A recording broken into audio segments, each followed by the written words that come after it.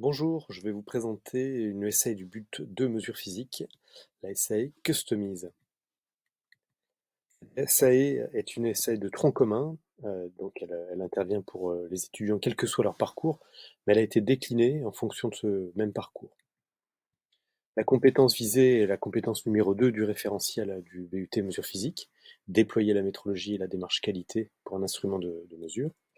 Le dispositif pédagogique repose sur une simulation d'entreprise, une entreprise virtuelle, Customise, et l'utilisation de la plateforme Moodle qui permet d'interagir avec les apprenants. Les livrables consistent en la mise à jour de bases de données, instruments et mesurages, je donnerai davantage de détails tout à l'heure dans la partie pratique, ainsi qu'un rapport technique pour chaque apprenant et un support de présentation qui est préparé collectivement par chaque équipe. La scénarisation consiste en un travail en équipe avec 3 à 4 apprenants par équipe.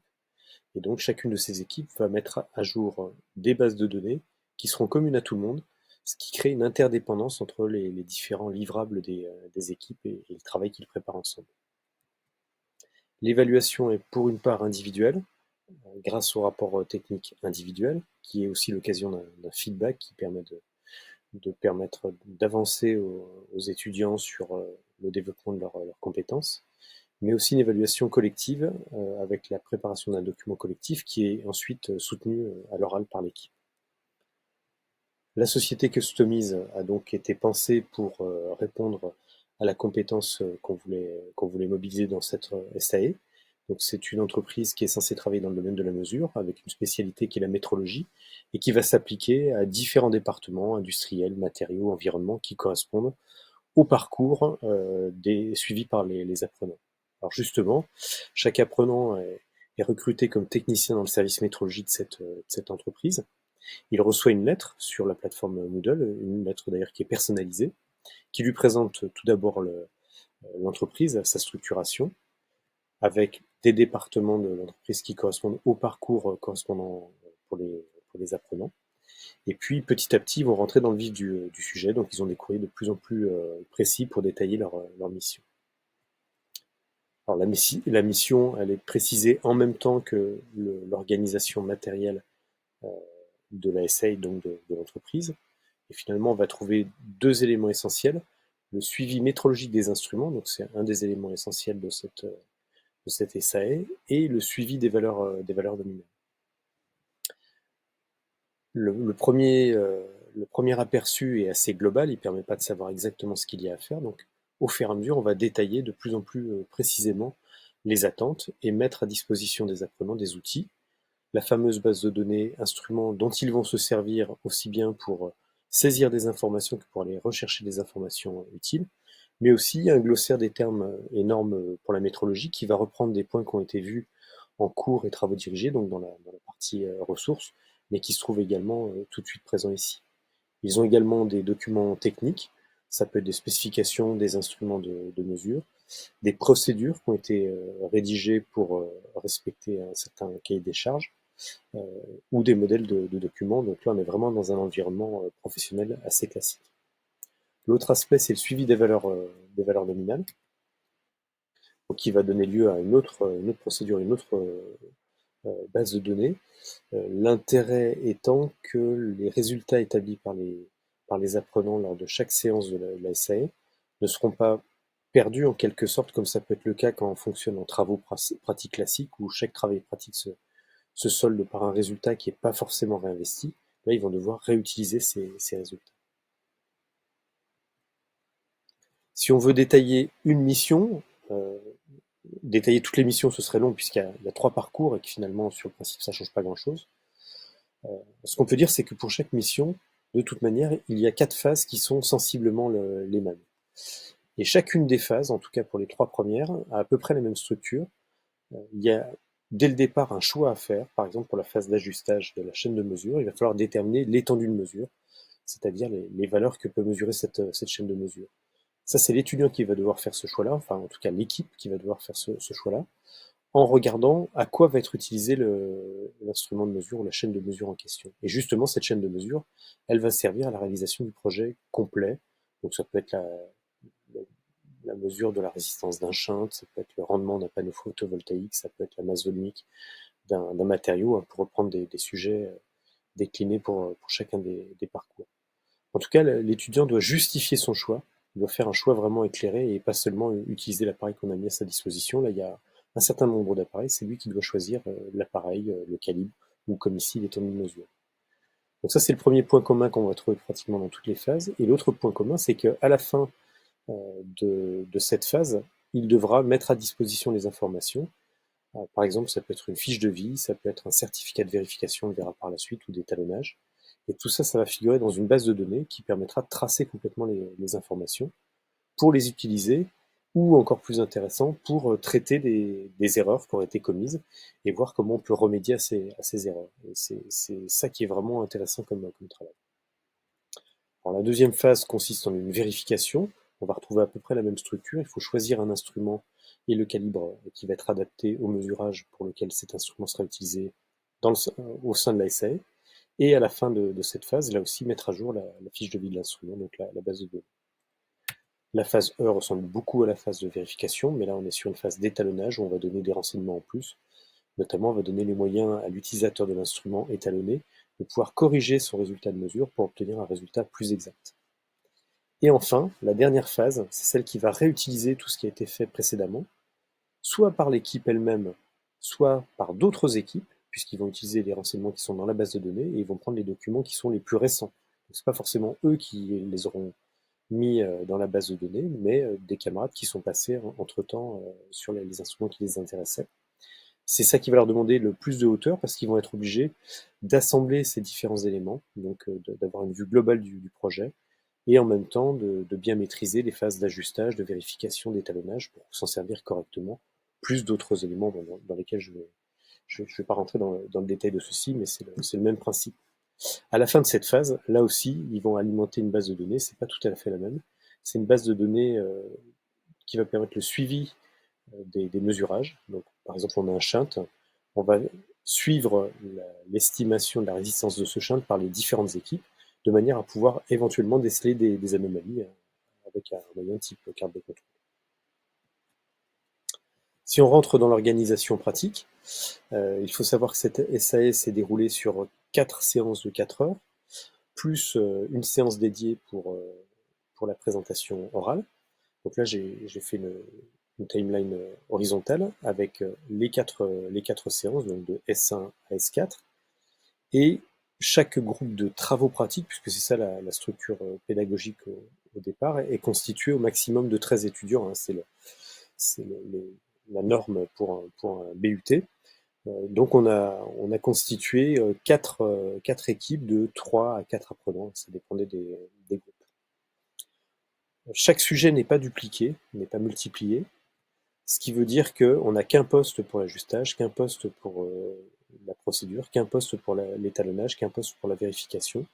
Et donc à chaque séance, il va y avoir une rotation de manière à ce que chaque équipe, au bout de la rotation, soit bien passée par toutes les étapes, mais pas forcément exactement dans le même ordre.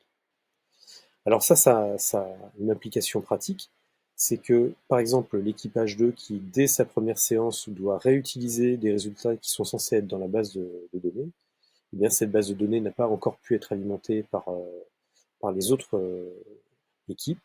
Donc il a fallu que moi je l'alimente, en tout cas pour pouvoir la démarrer. Et ensuite, ce sont les documents plus récents qui auront été mis en place par les étudiants qui seront utilisés. Alors si on regarde le détail de ce que ça donne, là j'ai pas représenté sur la planche suivante toutes les équipes parce que ça donnait un diagramme qui était inutilement complexe. Je n'ai pris que les 2 premiers équipages. Lors de la première séance, le premier équipage procédure à l'ajustage de la chaîne de mesure et à l'issue de cet ajustage va alimenter la base de données en donnant tous les renseignements sur cette chaîne de mesure. Dans le même temps, l'équipage numéro 2, lui, travaille directement sur la procédure de mesure et donc va exploiter les résultats qui sont dans la base de données, ceux que moi j'ai placés en début de rotation. Et à leur tour, eux, ils vont alimenter la base de données mesurage avec les résultats de leur travail. Si on suit les séances suivantes, à la deuxième séance, les 2 équipages vont, eux, alimenter la base de données instrument avec d'autres phases. Idem pour la phase 3. À la phase 4, l'équipage 1 sera passé par toutes les étapes, ajustage, vérification, étalonnage, et va utiliser les données de la base instrument pour réaliser son mesurage et alimenter à son tour la base de données mesurage. Donc à ce stade-là, on a déjà au moins 2 évaluations différentes pour le même mesurage. Tandis que l'équipage 2, lui, se contentera sur l'étalonnage d'alimenter la base de données. Si on regarde un peu plus près comment ça se répartit dans le temps, il faut prendre conscience qu'on a ici 2 butées qui sont la fin des vacances d'été, donc là on est fin août, début septembre, et ici c'est la semaine de vacances de Toussaint ou le départ pour une période en entreprise pour les alternants, puisque on travaille avec un public mixte, à la fois formation initiale et alternant, même si on a une majorité d'alternants. La partie supérieure de la timeline est occupée par les ressources. Donc de ce point de vue-là, c'était assez bien organisé, en tout cas sur le début, avec des cours et des travaux dirigés d'application qui se suivent assez tranquillement chaque semaine à un rythme qui est tout à fait correct. On peut quand même remarquer une anomalie ici avec l'évaluation qui s'est faite la même semaine que la dernière séance de travaux dirigés. Donc ça, c'est un peu juste. On ne peut pas dire que c'est bien laissé le temps aux étudiants de digérer ces informations. Le début de la SAE qui figure en orange sur la partie inférieure est bien synchronisé, c'est-à-dire qu'il y a eu un nombre de cours magistraux, de travaux dirigés suffisants pour pouvoir amorcer la SAE. Par contre, c'est le rythme dans ces séances de SAE qui n'a pas pu être le bon, euh, avec ici, dans le meilleur des cas, une semaine entre 2 séances, ce qui est vraiment la limite, hein. 15 jours aurait été nettement mieux, et parfois même 2 séances de SAE dans la même semaine. Et on va retrouver le problème aussi pour la préparation de la présentation finale, où il y a à peine une semaine entre la dernière séance de la SAE et la préparation de cette présentation, pour laquelle les étudiants sont supposés prendre de la hauteur, hein, et remettre le sujet dans son contexte et pas s'arrêter au détail. Alors très concrètement, pourquoi est-ce qu'on est arrivé à ce planning-là? Parce que c'était notre première année d'application de cette deuxième année du BUT et qu'on a dû faire face à beaucoup de difficultés. L'équipe emploi du temps a fait ce choix qui s'est révélé peu favorable et qui est notre principal degré d'amélioration pour le prochain millésime de la SAE, où on étalera surtout ces séances de SAE pour laisser du temps, notamment en termes de feedback. Alors justement, le feedback, il intervient à partir du rapport individuel qui est établi par chaque étudiant. C'est-à-dire qu'à chacune des séances de SAE, un membre de chacune des équipes rédige un rapport technique, de manière à ce qu'à la fin de la rotation, chaque étudiant ait rédigé un rapport technique. Ça permet de l'évaluer individuellement et surtout, ça permet de faire du feedback à toute l'équipe en montrant les points d'amélioration. Et justement, par manque de temps entre les différentes séances de SAE, ces rapports techniques ont parfois été rendus assez tard, ont été corrigés relativement tard, ce qui fait que le feedback s'est fait pratiquement a posteriori et n'a pas pu aussi bien permettre qu'on l'aurait voulu l'amélioration en cours de la scène. Donc on trouve ce facteur temps qui est vraiment important.